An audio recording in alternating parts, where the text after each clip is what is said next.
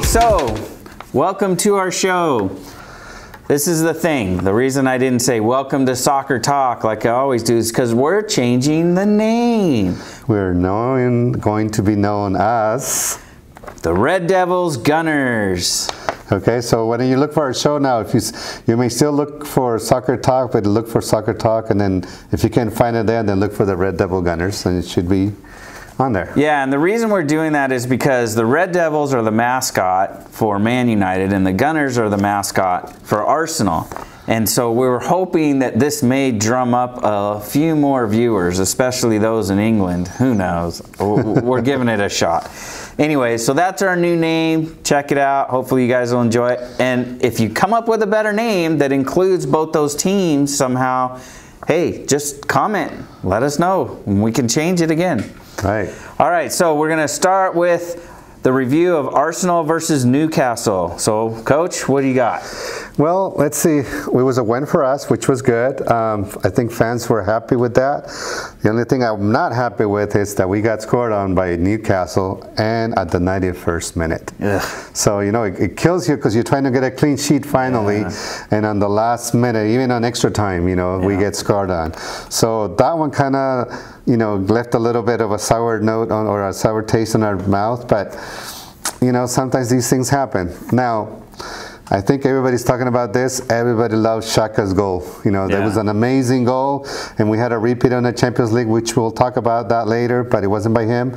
But anyway, people were talking about on this game how Lucas came into the game, and then he made Xhaka look better. So what they're trying to say is, it looks like Xhaka plays better when he has Torreira next to him. And I saw that too, and every time I see it and every time I see that, I'm with the fans. I think Torreira needs more playing time. He just needs to be there because he gives that energy to the entire team, especially the person playing next to him. And if he makes Xhaka play better, hey, that's what I want, you know? I want that. Then we had Ozil score the second goal at 58, which was great for him.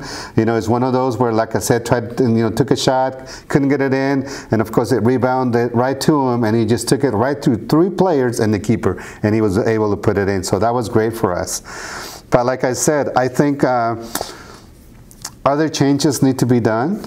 I think if we pay all this money for these players, they need to be on the game. You know, even if it's you pay so much for this two players and they're sitting on the bench, they're not playing.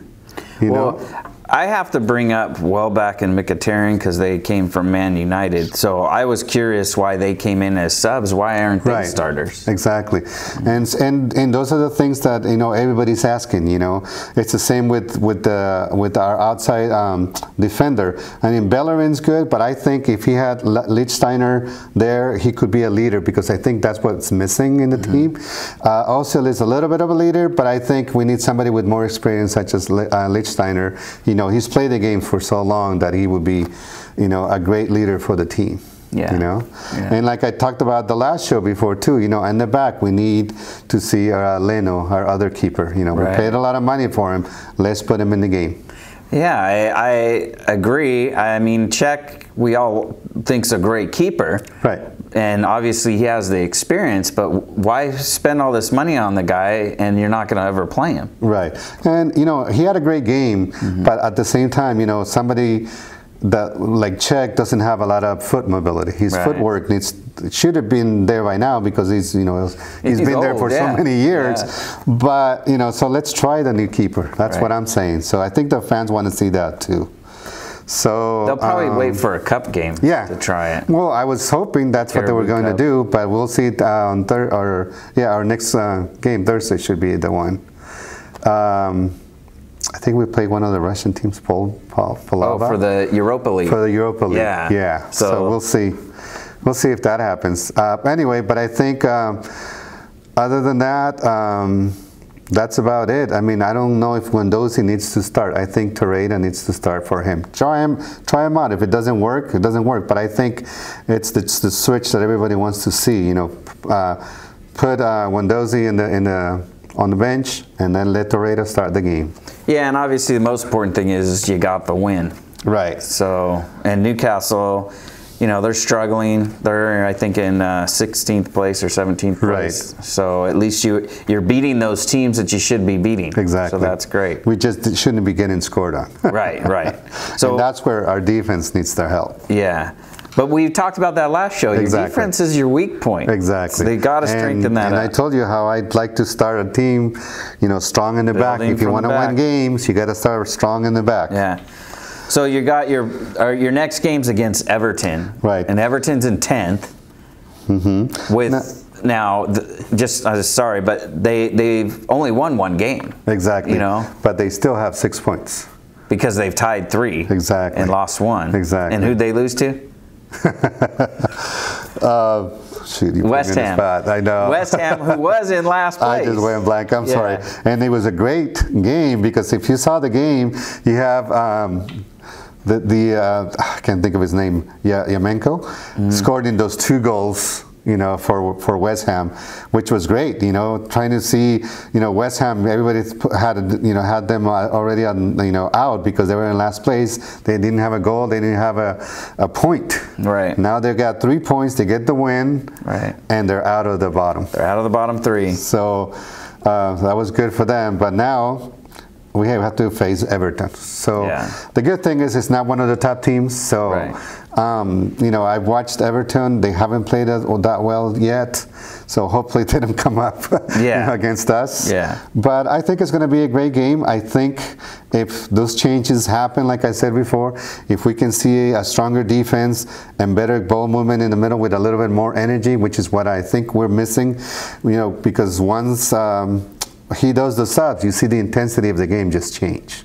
You know, we do attack more. We have more numbers on our attacks, which is what, you know, the thing that we do better. So if we can do that, we'll be able to beat Everton. So my prediction would be 3-1. Wow. Okay. Yeah. So hopefully, you know, you guys will get to see that game. So what we're going to talk about now is Man U. We're going to review Man U versus Watford. Okay. And I have to bring it up again. Pink shirts, pink socks. Don't agree with it. It doesn't look good. Hey, that's what it is. Unfortunately, we got to accept it. Coach, but they gave you the win, so. Well, they didn't give us a win. We did win, but you know, we were lucky. We were lucky. I just want to make a few comments on the first half. Fellaini has absolutely no footwork. He played a good game, but he has no footwork. And Alexis Sanchez, and I was going to ask you about this, since he played for you, don't you agree that his strength is just going at people one-on-one? Yes, exactly. So why not isolate him more? Yeah, and I think, you know, it's one of those things where you don't know what he wants to do, because when you play in the way he played on, he was playing more of a midfielder than a forward. Exactly, which is, I agree, I think that's where he should play, on the outside. Right, because he looks when he looks at the game, he knows where everybody's at. So if he's trying to find Lukaku, he knows exactly where he's at. Right. So he'll give you the right pass. Right. So maybe that's his position. You know, play him in as an attacking mid. Yeah, definitely. You know? I agree. And Smalling had a beautiful goal. It was a chest trap to a volley, and he's a center defender. Which came from a header from Fellaini. Right. And this is why, if our soccer boys are paying attention to this video, this is why we have you practice this skill every day. Right. Because it doesn't matter what position you are, but if you can learn to chest the ball down and hit it, a volley, before it actually hits the ground, you got a better chance of doing whatever it is you want to do. And he scored. And he made an amazing goal, you know. It was beautiful.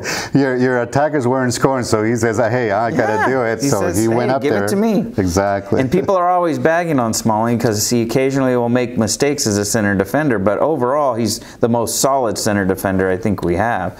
I wish we had him. I know.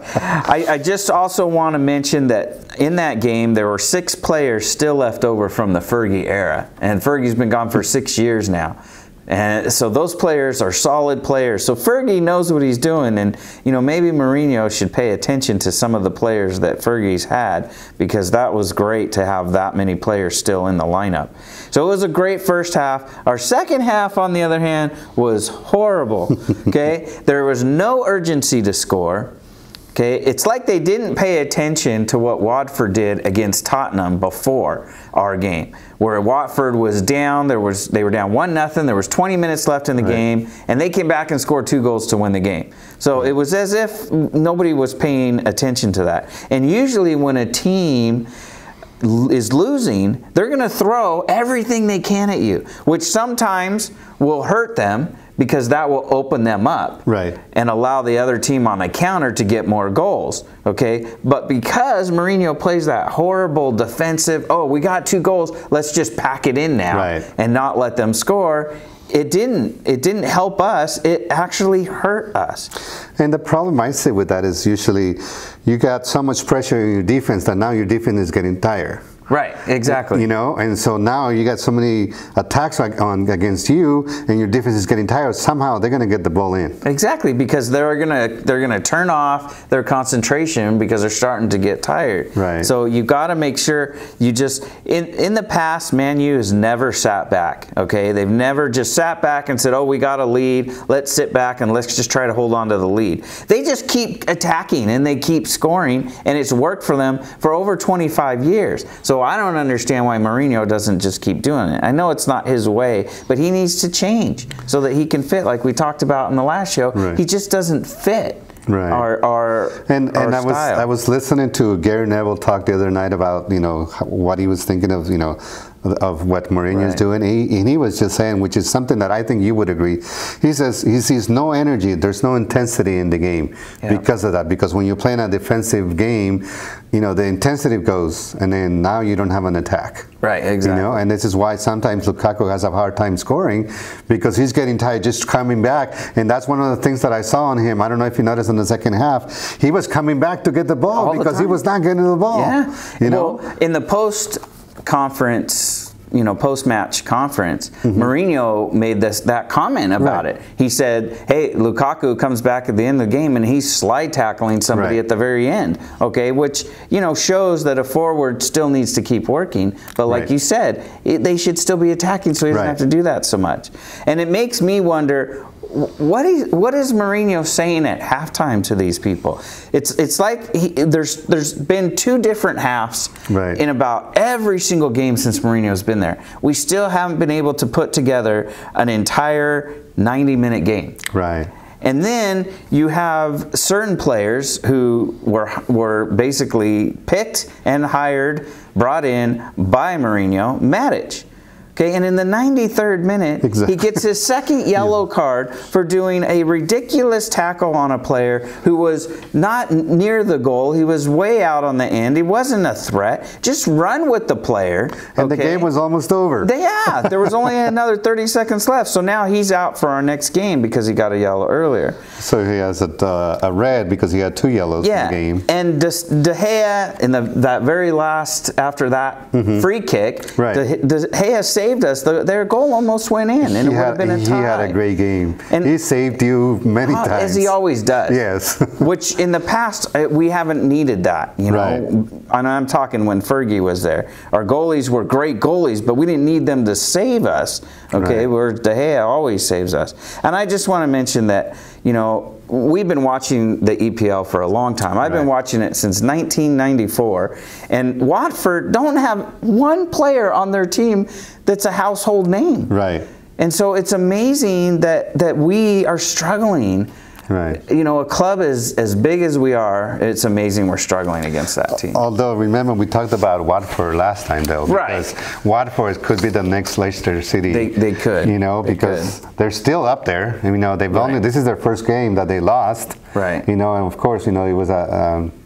you guys were at home. Yes. Oh, I mean, no, that was an away game. No, it was an away game. It was away, but so they were at home, but still, you know, they're still on the top 4 teams. But when you're up, you know, 2-0 at halftime, you should be putting the game away. You should be burying it. Yeah, because everybody knows who knows about soccer that when you have a 2-0 lead, that's the worst lead you can have. Because everybody gets used to, you know, oh, we're winning the game, and then boom, all of a sudden they scored a goal on you, and now it's a close game.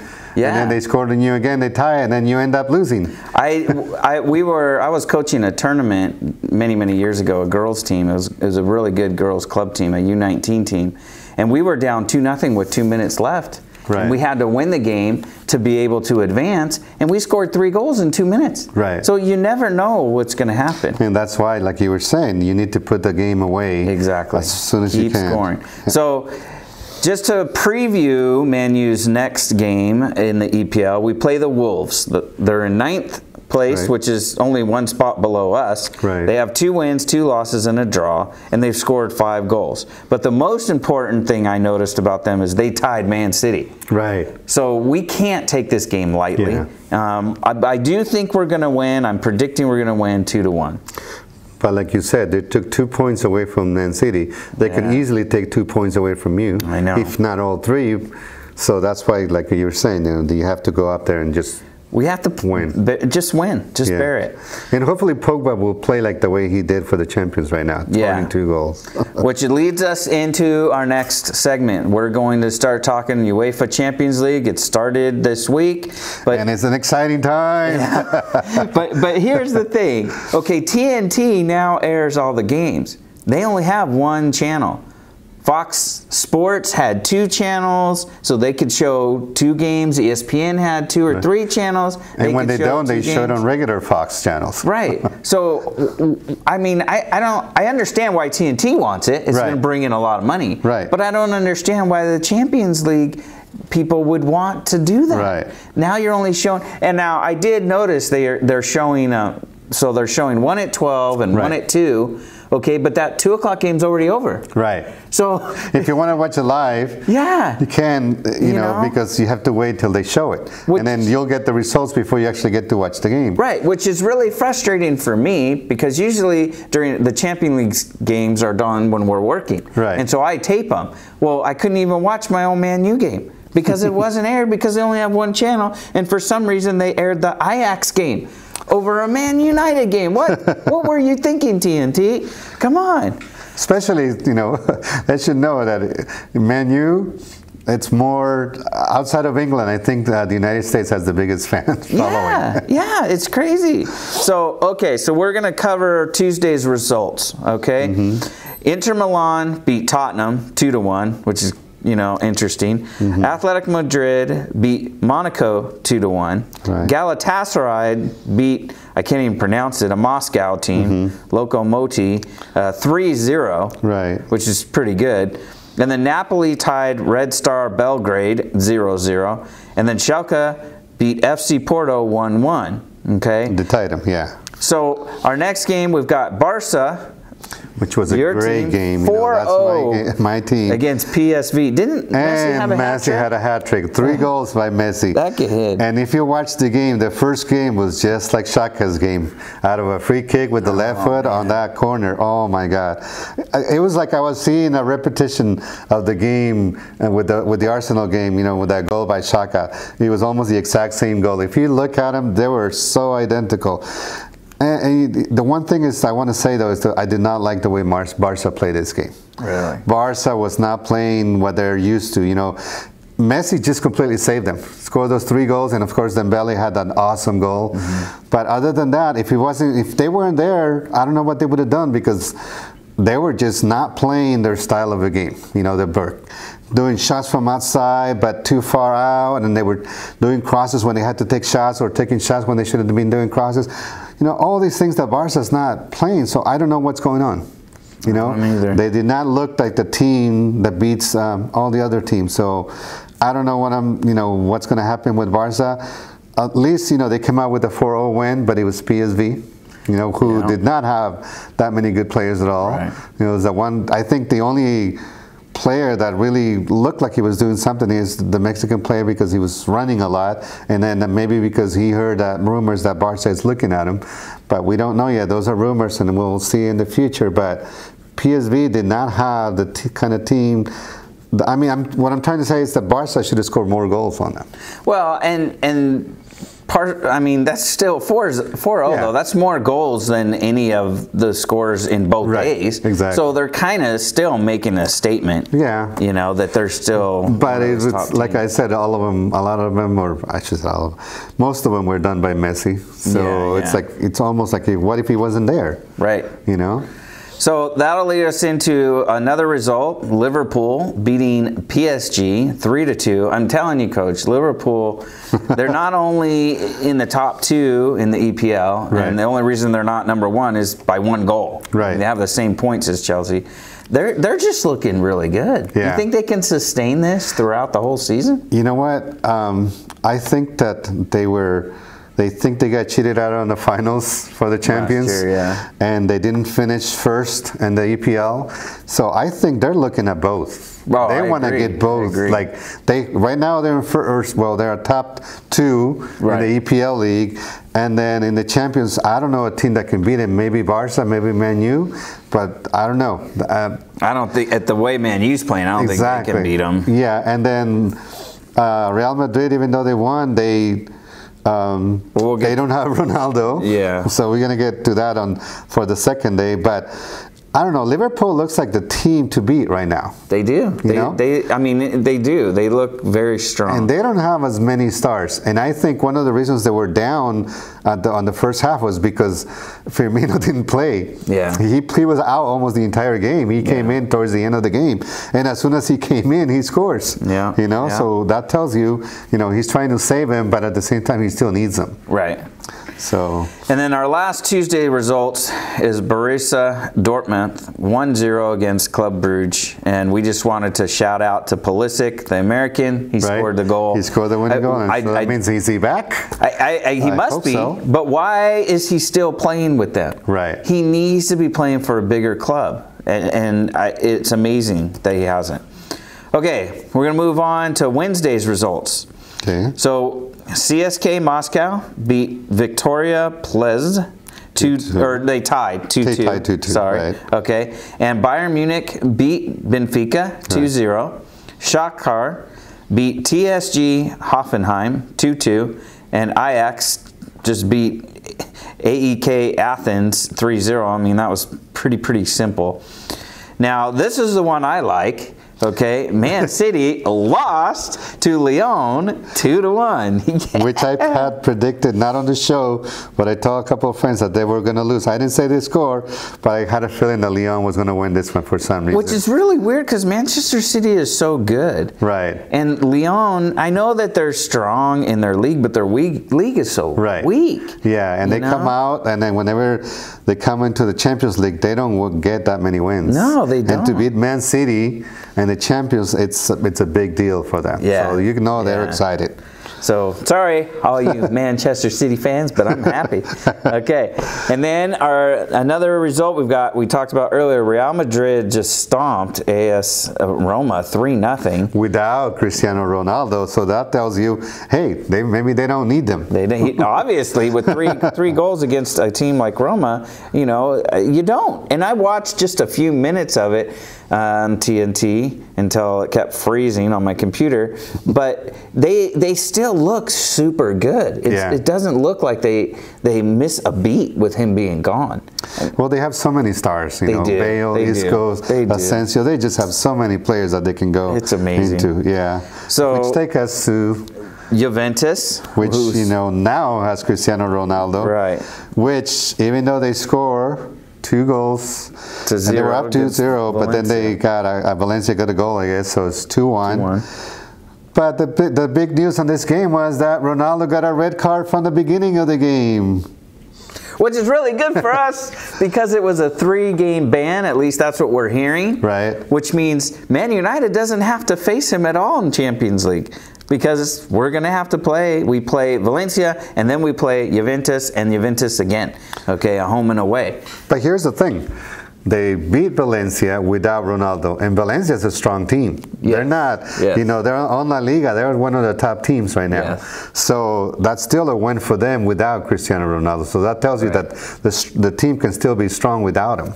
Yeah. So it's not going to be that easy for you guys against them. But it's good for us just because he used to play for us. Right. And so it would be, I know he wouldn't hold back. Right. Even though he left, everybody still loves him at Man U, and he's loved there. It's still nice that we don't have to play against him. Right. Which takes us to our last result. My team, Man United, beat Young Boys 3-0. Okay, Young Boys, not that great. We should beat them.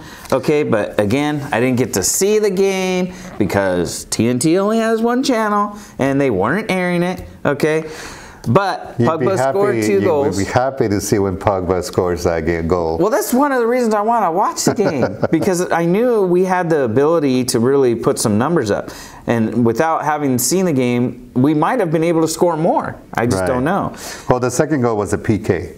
Okay. But the first goal was a really good goal. Right. So, and that also takes him out of a dry spell that he had. He hadn't scored for a while. Right. He didn't score on Sunday, even though he took a lot of shots. Yeah, he missed the PK. That was good. He scored one. So finally he scores. And then Martial scores the third one in the 66th minute, which is awesome because Martial, I really do think he can be a front runner. Right. You know, and there's this big debate between Rashford, Lukaku, Martial, Sanchez. Okay, who are the forwards? Obviously, we know Lukaku's the main one, but he needs another forward playing with him. And I don't think Sanchez works that well with him as a forward. I think Sanchez to play a midfielder. But the problem that I see is that if you bring in Rashford, he wants to be the striker. But I think that they should play 2 up top. Yeah. But is he going to be able to, share that ball with Lukaku the way, I think they need him? I think both Martial and Rashford would play with Lukaku well. Right. Because both Rashford and Martial are more take it on one-on-one players or running behind. Right. Whereas Lukaku, he's not. He's the hold it up, I'm the strong guy, I'll outmuscle you. But I don't know if you heard, Rashford, he says he wants to be the number 9. I know. He wants to be the striker for Man U. So it's, Lukaku has earned that position. Right.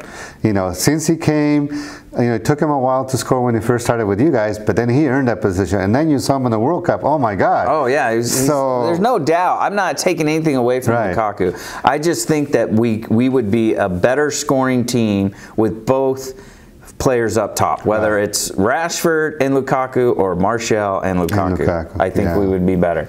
And having Sanchez on the outside. Yeah, as an outside winger. It would be awesome. Okay, so that's our Champions League results. Hopefully, all our teams can keep doing well. We just want to put a quick shout out to our U.S. women's soccer team. The second time they beat Chile, this time it was 4-0, so they beat them twice, okay, in 1 week's time. And Chile is in the World Cup in France, okay? So it's not like they're just playing this, weak team. And we watched that game. Exactly. And Chile is pretty good. It's a strong team. They're a strong team. And I want to say Carly Lloyd, she reached her 101st goal, and it was the first touch in the game off of a header. She comes in and just scores. It's amazing. One touch and it's in the net. I'm telling you, I love our U.S. women's soccer team. They're so much fun to watch. They're great to learn from, too. Any of you coaches out there, I don't care if you're coaching boys or girls. If you can sit them down to watch a game, there's so many teaching tools that you can learn from that. And then I just wanted to end with their World Cup qualifying is coming real soon, October 4th to the 17th. Right. Anything else? No, I think that's pretty much it. I think that covers it for us. Just remember, our show has a new name. It's going to be called the Red Devil Gunners. Okay? So it'll still, you can still look for both of the names. They'll still be there for a while. But it's going to be our new name, and hopefully you guys like it, and maybe you'll get more people to watch the game. That's what we're hoping. For the show. So, go Red Devils. Go Gunners. Go Barca.